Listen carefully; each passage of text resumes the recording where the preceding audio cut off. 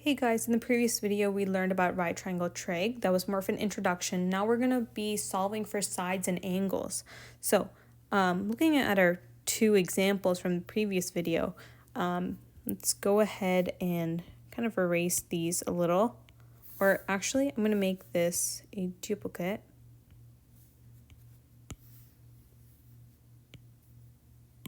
Okay, and bring this right over here.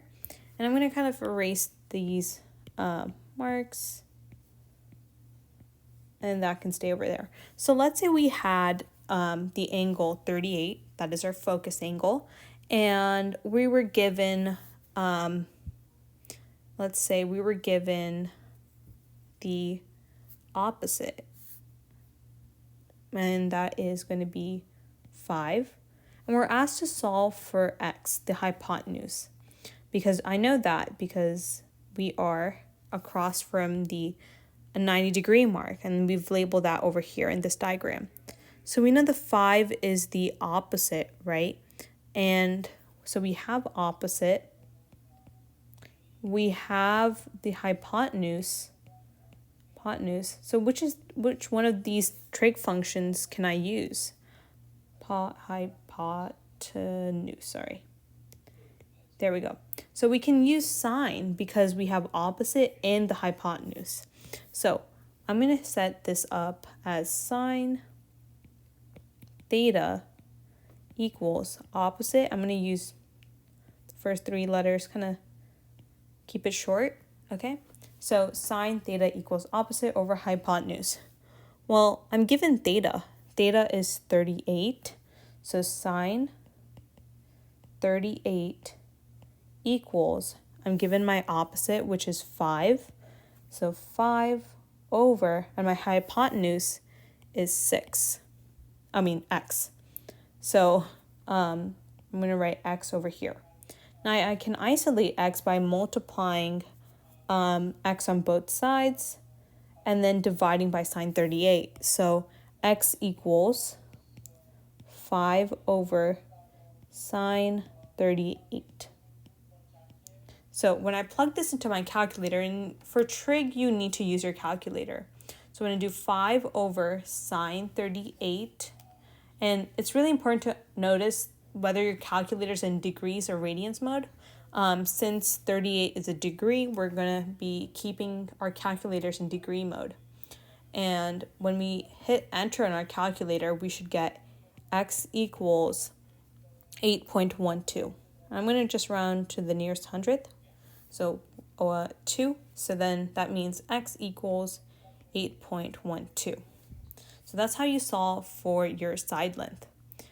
You would do the same thing if it was cosine or tangent. Identify what you have and then solve. Isolate and solve. So now let's say, so this is for this triangle right here. And let's say we have another triangle, and I'm going to make a duplicate of this one right over here.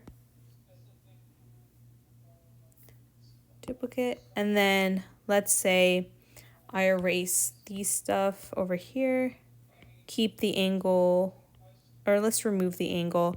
And I'm given, this is 3, and this is 4. So let's start by labeling. We don't have our, the question's asking us to find theta.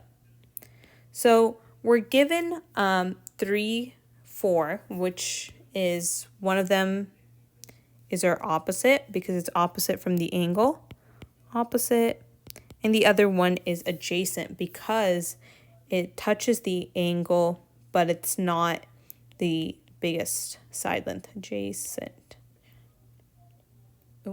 T. Okay, so we have opposite and adjacent. Looking back to our 3 trig functions, we see that tangent fits these requirements. So I'm going to start by writing this part under the triangle. So tan theta equals opposite over adjacent. Again, I'm going to keep it shorthanded. So I know that tan theta equals opposite, which is 3/4. Now, when you're doing this in your calculator, you kind of have to do this function called inverse. So we don't just divide by tan, like 3/4 divided by tan. Like, this is wrong. Hold on, let me show you with this. So 3/4 tan, entering this into your calculator is wrong. You want to be entering this. So tan inverse 3/4, and use parentheses, and this is going to be theta. So you're going to be entering this portion into your calculator. It depends on how your calculator works. Try to figure that out. And also make sure you're in degrees mode. So tan inverse of 3/4, that's going to give me theta equals 36.87. Again, I'm going to round to the nearest hundredth. So theta equals 36.87. And that's how you'd find angles using right triangle trig.